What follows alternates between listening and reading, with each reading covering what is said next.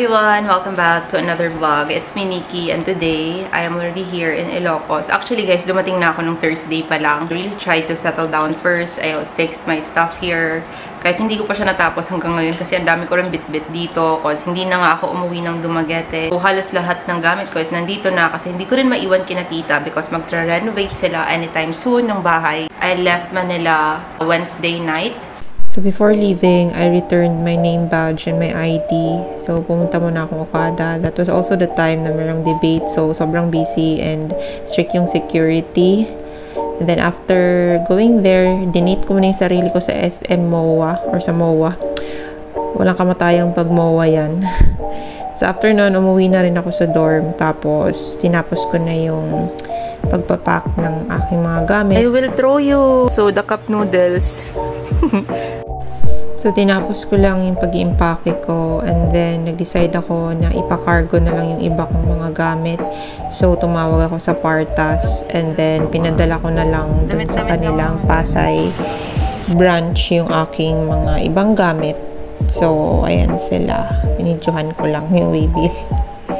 Then, bumalik lang ulit ako sa dorm para ikarga na yung mga isusoli ko kina tita. Then, nag-goodbye lang din ako dun sa dorm admin namin, kina Ate Ai, and of course, dun sa mga aso.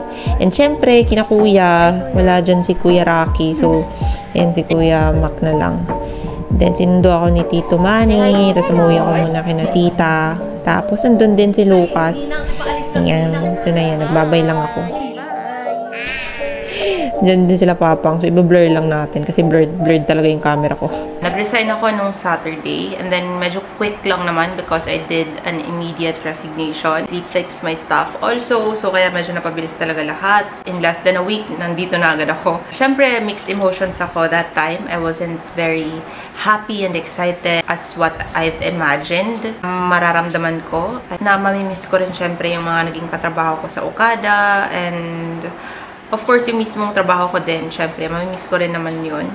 However, I just felt like I really had to, you know, to move here and to resign from my previous job for my emotional, physical, mental health. Yeah. My previous experience, working experience, a 9 out of 10.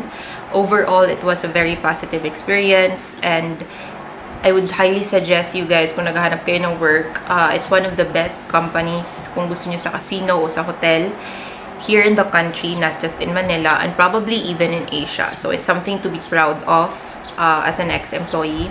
So, yun siya. But then, of course, I had to move on with my life, and I'm already here in the province. It's one of my dreams to be living here in the province as well, specifically here in Ilocos. I lived here na during the pandemic, and I think that this province is very promising. Interesado ako sa lugar na to, and luckily, yung boyfriend ko is from here. So, that's why I decided, okay, feel like I really want to move here na. So, after a couple of years, so I guess mga 2 years siguro itong pinag-isipan ko siya talaga. Ayun, ngayon, nandito na talaga ako. By the way, guys, for those of you who wants to travel, pwede na pala kayong sumakay ng Ferrinas. So, sa previous vlog ko, pumunta muna ako ng Philippine Arena. Doon ako sumakay ng bus. Pero ngayon, as in sabi nila, pwede na palang sumakay doon sa kanilang mismong terminal sa may Sampaloc. Doon malapit sa UST and sa Dangwa. Meron din silang city bus na, ewan ko kung sa kanila yon or contact nila, partner nila na city bus na yun yung mismo magdadala sa inyo from their Sampaloc terminal to Enlet. Pero yung bus nila is makikita nyo pa rin doon sa Sampaloc terminal. Yung mga gamit nyo, kung meron kayong mga bagahe, doon nyo na rin siya iiwan. Marireunite na kayo nung bus nyo na Farinas doon sa mismong terminal sa Enlet. So, doon na rin kayo sasakay ulit. Kasi bawal pa kayong sumakay ng provincial bus sa mismong city. So, yung pamasahe sa Farinas is 1,200. Medyo mas mahal siya compared sa Florida na 1,111 pesos. Additional lang kayo guys ng 100 pesos. So, a total of 1,300 kung kasama na yung shuttle service nila from Sampaloc Station to Enlet. Wala nang sense yung magstay. Wala nang sense na magstay ako doon sa Manila because parang yung mga pinag-iipunan ko and all, wala lang. Parang, oo, yun na yung naramdaman ko. And na-stress lang talaga ako doon sa buhay ko doon. So, nung time na nalaman ko na hindi mo na ako magpupush through or hindi mo na kami matutuloy mag-move out of the country, sabi ko, I guess I have to start something. I have to start fresh dito sa Ilocos mismo. So, yun siya. Currently, I'm really trying my best to take it slow. Not so slow, but take it slow.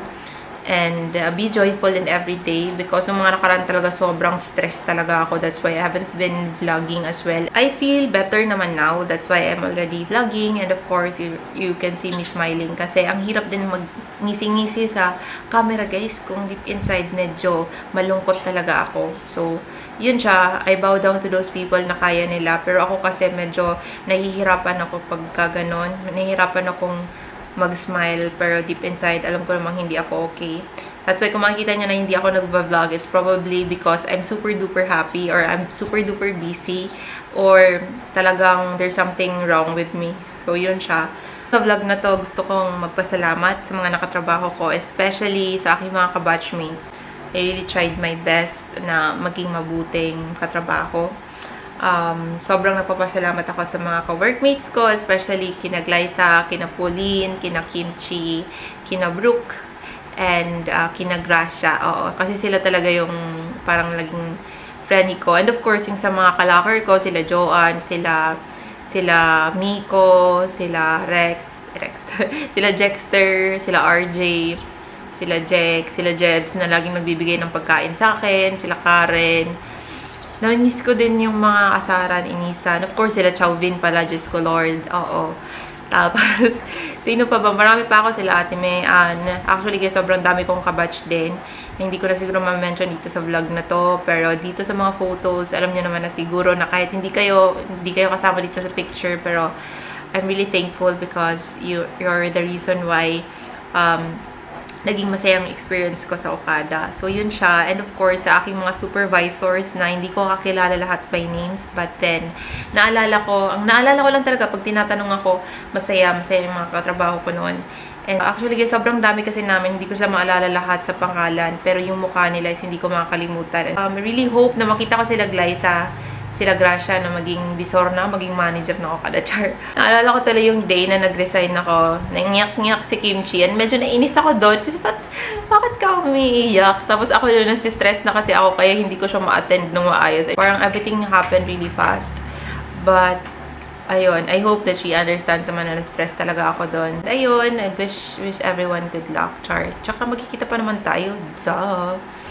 Ayun. So, inunahan ko pa nga si Ems mag-resign. Paunahan pala. Medyo nasad lang talaga ako ng mga nakaraang weeks because yun nga, I've prepared myself for another journey pero hindi siya matutuloy right now or dun sa timeline na ine-expect ko. Sabi kasi doon, di ba, wag mo daw siyang i-share pag hindi pa siya mangyayari. So, hindi ko talaga siya shinare kasi wala akong pinagsabihan and all. But then, ganun pa rin pala kung hindi para sa'yo, hindi talaga siya para sa'yo sa ngayon. So, yun.